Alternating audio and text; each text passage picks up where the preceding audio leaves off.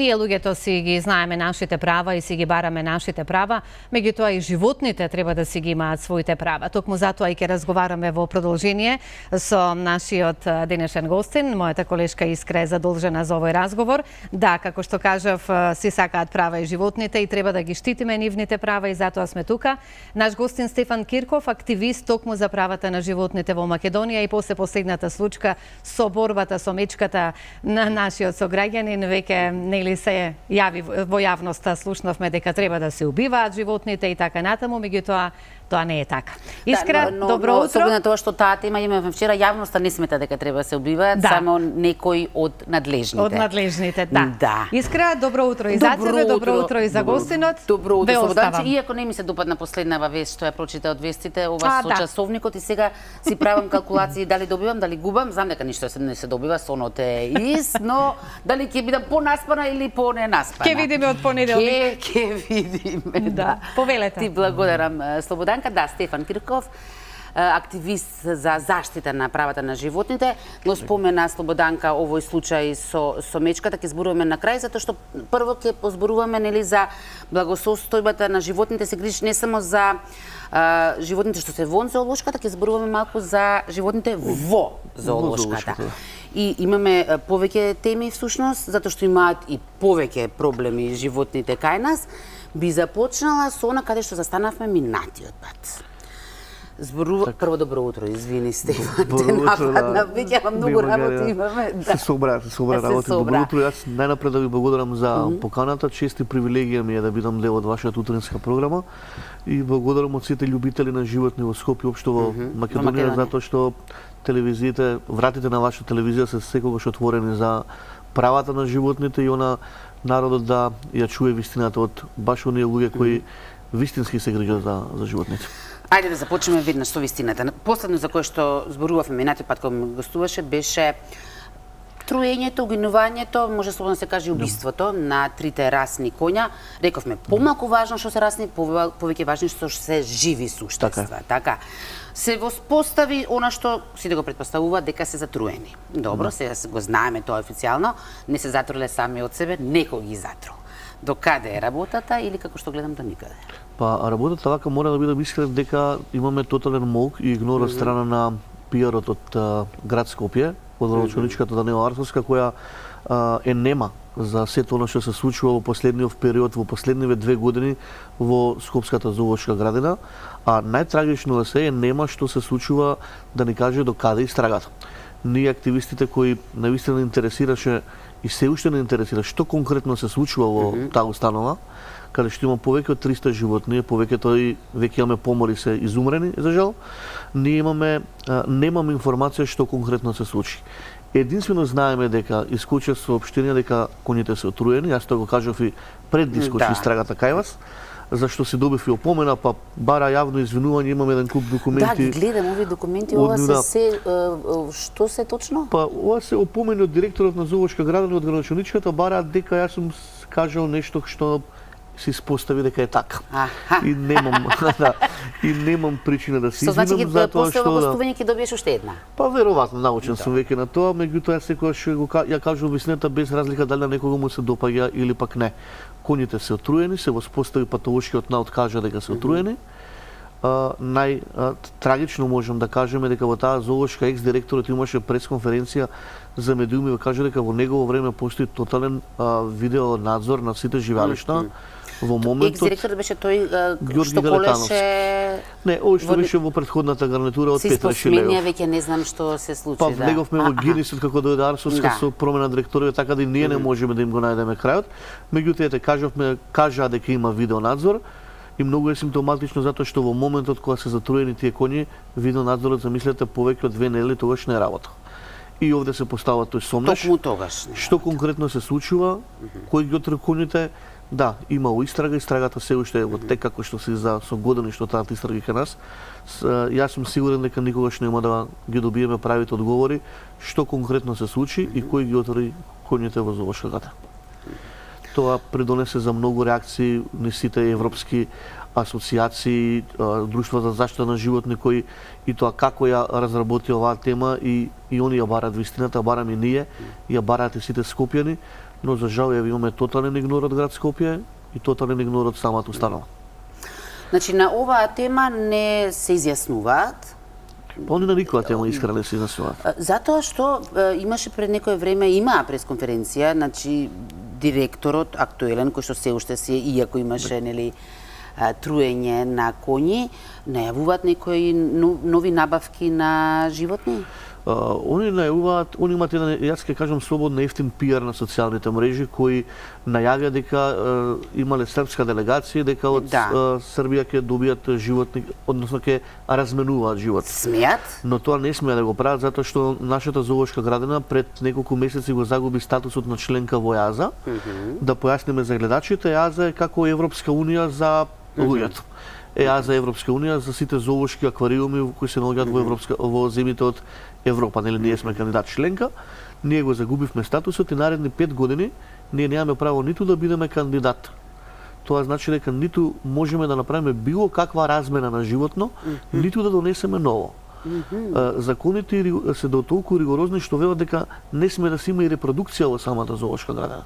Значи плански тие парење на животни и доаѓање на нови, раѓање на животни нови се строго забранети во установата Скопје зоолошка градина. Тоа се случило последен пат во 90-тите години у некои зоолошки кои биле ептен со лоши услови, па од тогаш Македонија и Скопје за жал се први после тоа кои добиваат оваков бан, оваква забрана за ваков тип на да не бидеме членки, да не се забранат многу работи да се случуваат во оваа установа затоа што таму живеат живи животни. Имаш секогаш знаеш и да критикуваш, знаеш и да ги посочиш проблемите, но знаеш и да најдеш решение. Има ли решение за овој проблем, за ова исклучување, како сега да функционира? Така, како што кажав, тоа ЕАЗа е Европска асоциација составена од има целосен парламент, целосен има извршно раководство. Јас сметам и во консултација со многу експерти кои сме дебатирале на оваа тема, мислам дека подхитно треба да се направи едно координативно тело, вклучувајќи го и градот Скопје да биде тука покровител на тоа координативно тело, иска треба да се има иницијатива и да се сака. Мора да и се објасни на ЕАЗа дека во Македонија и во Скопје ЗУ мора да имаме промени во раководството на зоолошката градина, мора да имаме иновации, да направиме предлог, план, проекти како ја замислуваме зоолошката градина за повторно да може да бидеме со статус кандидат за членка во ЕАЗа. Значи патот до ЕАЗа е долг. Ние многу ми е криво затоа што ние во времето на директорот Ѓорги Галетановски го имавме последниот скрининг за да влеземе во таа ЕАЗа. Се сменија на политички план, нели, на локално ниво. Ама тоа бе златни времења на зоолошката, така? Па тогаш го доживеа и најголемиот подем на зоолошката градина и беше најпосетувана установа и прилекуваше многу туристи од надвор кои доаѓаа да посетат. И што се случува тука? Доаѓа архивска како градоначалник, се ги менува директорите како чорапи, слободно ќе кажам, го губиме статусот, имаме помор на животни, имаме убиства на животни во зоолошката, имаме се, ама немаме зоолошка градина. Имаме логор на животни кои според мене и според многу активисти, за жал големите друштва за заштита се неми во моментов затоа што се во скутот на Даниел Арсовски напикани по управни одбори, они сега не смеат да коментираат, а знаеме дека порано беа гласни за се што се случуваше ако имаше неправда кон животни. Значи мора да се најде решение затоа што подобро ако не сме способни да имаме зоолошка градина. Подобро е или да се направи јавно приватно партнерство, да земе некоја компанија, некој менеджмент кој ќе знае да менеджира, или тие животни да се дадат по резервати. Да не случајно токму тоа е и целта, можеби. Па јас не знам, навистина веќе сме збунети, не знаеме кон што води ова, затоа што покажавме во овие 2 години дека ние не знаеме да се грижиме за зоолошката градина.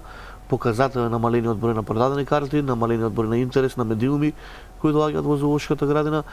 Жална е приказката и темна е приказката во Скопје со Скопје ЗУ. Искрено срце ме боли кога ми кажуваш за ова место што треба да биде рај за животните, го нарекуваш логор. Имаме и фотографии да го подкрепиме тоа, еве и преку фотографии да видат гледачите во каква состојба. Да, ова се твои фотографии, така? така? Ова се мои последни фотографии од мојата последна посета во установата Скопје ЗУ. Можам да кажам слободно дека ова што го гледаме во моментов е реалната ситуација во моментов како се наоѓа на нашата установа. Значи имаме све, само немаме нормални живеалишта, немаме чисти живеалишта, имаме миризба која може да осетите и во градскиот парк веќе кога доаѓа од зоолошка градина, така да мислам дека ова е извор на зарази, извор на бактерии. Овде животните слободно ќе кажам дека се измачуваат и мораме подхитно да алармираме до надлежните. Еве јас повторно повикувам во началничката Арсовска да најде трајно системско решение како би можело сето ова да се санира, да се направат иновации, да се донесат финансии во Скопје Зу. Може и директорот нема да го кривиме затоа што знам дека и нема некој голем буџет со кој располага за да може да го направи ова, но повторно ќе кажам, мора град Скопје, ево вие фотографии нека се аларм, град Скопје надлежните да веднашка ги засукаат ракавите и најдат трајно и системско решение да ја покренеме оваа установа затоа што Скопје не заслужува да има оваква зоолошка градина. За 2 години искрено ние ќе имаме 100 години од постоење на зоолошката градина Скопје. Значи нашата зоолошка градина е најстара меѓу европските зоолошки градини. И ова што се случува во моментов навистина не боли и пак ќе кажам Скопјани и цела Македонија не заслужуваат да на Скопје Зу му се случува ова кое го гледаме на фотографиите. Јас просто не можам да поверувам, токму во времето на Ѓорги често пати и снимавме таму и во живо се вклучувавме, не можам да поверувам како за неколку години ова вака да се значи само за 24 месеци ние го имаме ова. Нешто ние веќе некако сме се навикнале на се и се што, ај се проаѓа кај нас, но вие имате контакти и со ваши колеги од другите земји и членувате по други асоциации, комуницирате со други издруженија, како тие реагираат на состојбата во нашава зоолошка? Згрозени се сите. Згрозени се сите и просто се во неверување голем дел од тие, можем да кажем, фондации, здруженија за заштита на животни со кои имаме, сме имали заеднички проекти, сме иделе на семинари, сме иделе по нивните зоолошки доаѓале кај нас. Зоолошки кои беа збратимени со нашата зоолошка градина, дојдоа овдека и ја видоа на лице место ситуацијата после угинувањето на коњите. Навистина го говорат и ова што го говорам јас. Алармот е вклучен, црвената линија е поставена. Прашање само до каде ќе се оди со ова. И јас ќе кажам, јас сум најгласен кога се работи за ова и без разлика што дома и ми стигаат овакви честитки од градоначалничката и од директорот, тоа нема да ме заплаши и да ме преколеба, затоа што од мал сум оној кој е најгласен за кога се работи за правата на животните. Ќе слеземе сега малку надвор од зоолошката, но повторно за нешто што беше организирано од страна на град Скопје и на Лајка, чинам јавното предпријатие. Тоа беше еден настан каде што се продавале некои препарати, но кажи да им долови на гледачите што беше спорно тука. Овака, значи град Скопје заедно со јавното предпријатие Лајка има евент по повод денот на животните, денот на миленичињата. Во градскиот парк да организираат ивент на изложба на кучиња кои се вдомени од Лајка. И тоа е многу супер и такви ивенти треба, подигање на свеста за вдомување и тоа како е потребно кај нас, и тоа е позитивно, навистина и го поздравувам. Меѓутоа на самиот настан се случи еден преседан кој јас го видов од социјалните мрежи и просто не можев да останам нем. На самиот штанд на Лајка, односно тезгата на, може слободно да кажем, во градскиот парк, се продава, замислите, високо медицински препарати. Тоа се Тоа исто значи како на пазарче да се продаваат лекови за луѓе, луѓе, така? На пазарче да барате цитостатици за болни од карцином. И таму требаше прво тие имаат свој начин на складирање, свој начин на продажба. Мора да ви ги продаде стручен ветеринар. Сега, јас реагирав со цел тоа да не се повтори. Тоа мене ми смета, тоа ги прекршува многу закони. Тука е вклучено управата за јавни приходи, пазарната инспекција, затоа што градски парк не е место кај што треба да се продава, нели? Треба да има фискална сметка, треба да има потекол на пари. Значи погрешно го формулирав прашањето, не требаше да прашам што е спорно, туку што не е спорно, требаше во цела ова работа. Таму се беше спорно, јас затоа реагирав. Тоа се високо медицински препарати. Не смее да се продаваат на луѓе кои се обични дошле да го посетат тој ивент, затоа што не знаат правилно да ги дозираат. Сега го поставуваме прашањето, треба да има сертификат. Ако секоја установа, тие се продаваат само во ветеринарни ординации и болници. Каде што има ветеринари, тој може да ве насочи како тие препарати треба да се продаваат.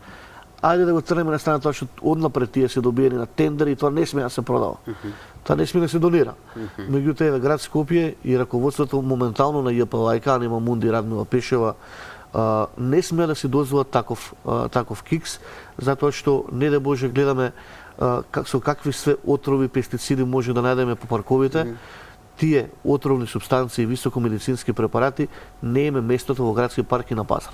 И тоа е следното прашање, пестицидите, отровите, еве не само по парковите, досега служеа за убивање на улични животни, беше распрскувано. Сега еве нешто што сите активисти со години веќе наговестувате дека ќе дојде до ваков момент кога и човечка жртва има. За жал, имавме пред неколку дена и таков случај, навистина сум згрозен на тоа. Искрено, тие пестициди се високо забранети за продажба. Секаде во законите од Европска унија, вие да купите пестицид, мора да пополните формулар и да известите полициската станица зашто го купувате тој пестицид.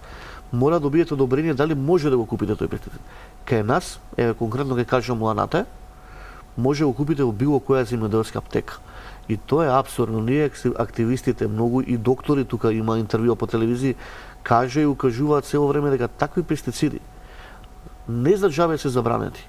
Тие имаат брзо делувачко дејство и не да Боже од самиот мирис на детенце или човек може да мирисне и да заврши фатално. Така да апел до Агенцијата за храна и ветерина и до надлежните, веќе не знам и кој се е надлежен во оваа држава, но мора да се стави крај на ваквата продажба на тие јаки пестициди. Значи пестицидот ланате мора да добие забрана или доколку се употребува да се најде соодветна формула и начин каде и како смее да се употребува и кој се смее да го купи. Во Европска унија дури кога ќе сакате да купите таков пестицид, вие попунувате формулар, дури ви бараат и лекарско уверение. Значи до таму некој внимавал и не за џабе внимавал. Ајде ако сакаме да бидеме дел од Европа и дел од европските граѓани, да ги спроведеме и тие закони кај нас. Да, но тоа не е добро само за патот ако сакаме да влеземе во туку тоа е нешто навистина што нам ќе го спаси. Заштита за сите нас и за животните. И последното прашање ми е уште поврзано на патот до ЕУ, како тие би реагирале кога некој официјално лице како што е прв човек на ЦУК бара дозвола за убивање на мечки, заштитени со закон. Се работи за алармантната ситуација кај нас со мечките, навистина алармантна, мада мислам дека тука и медиумски малце поише е направена да биде алармантна. Коментарот на господин Стојан Шенгелов јас не заслужува да го коментирам, тоа е апсурдно и не личи на висок функционер да изјави такво нешто. На човек дали личи воопшто, дали е човечки? Човечки најмалку е, но он сепак носи функција и избран народот. Тоа да го кажете вие во друга земја, вие ќе добиете кривична пријава. Тоа е ширење на омраза кон животните. Јас не викам дека мечките не се опасни. Мечките се опасни и ако имаме ние проблем, а гледаме дека имаме, мора да најдеме системско решение како да го решиме. Не може ние мечките да ги тепаме се, да ги отстравуваме, кој што кажа Ангелов. Ти си дел од Движението на Брижит Бардо токму за заштита на мечките. Форпаус, да. Како е решено во другите културни земји? Еве ќе кажам последна земја која имаше проблем со мечките беше Словенија. Они првично направија мапирање на терен. Ние тоа мапирање не го имаме. Значи они има 2000 мечки репродукција и они го решија. Го решија со тоа што поставија ограда која сигнализира звук и која има електрична енергија на незе и ги чистија сите депонии кои беа во околните села каде што тие мечки се појавија. Значи не треба ние многу да мудруваме, треба само да го земеме нивниот пример. И јас се обложувам дека во Македонија нема повеќе во овој предел повеќе од 150 мечки. Според нашите информации како друштво за заштита кои ги имаме од терен. Меѓутоа државата мора да се најде начин, тим како да го направи ова. Значи мора да се исчистат депониите, мечките доаѓаат таму каде што има храна. Еве саќе застуди они се поише ќе се спуштаат во пониските средини и ќе одат по тие депонии. Значи мора да се исчистат првично депониите и да се најде системско решение. Отстравот никако не е дозволен, тоа е спротивно на сите закони кои ги нуди, кои ги налага Европската унија и оние асоциации за заштита на животните. Да, луѓе се во прашање, безбедност е во прашање, меѓутоа има друго решение. Има решение, не треба многу да мудруваме, само треба да ги земеме примерите од околните земји како го решиле тоа. Стефан, многу ти благодарам. Слободанка, тебе многу ти се извинувам ако ти навлеговме не, во јас со внимание и со задоволство ве слушав, да бидам искрена. Прекрасен гостин и навистина многу убаво објаснато, кажано, но мене ме интересира и само кратко да ми одговорите. Кажавте, затоа со внимание реков слушам, дека од мал сте љубител на животните и веќе активист. Кога се роди големата љубов кон животните? Така, па јас како знам за себе сум она дете кој ги прибираше сите болни глапчиња, мачиња и кучиња од надвор и ги лекуваше дома. Можем да кажем дека од својата 14-та година веќе имам дома животинско царство и секогаш сум член во сите друштва за заштита на животни, потоа станав и кинолог, одледувач на расни кучиња и судија, така да таа желба и пасија е некој издувен вентил од ова се што ни се случува. Сметам дека животното и тоа како и препорачувам секој дома да се поседува домашен милник, затоа што навистина е задоволство. Искра си има исто така, со позитивна енергија ви е полна куќата. Благодарам уште еднаш.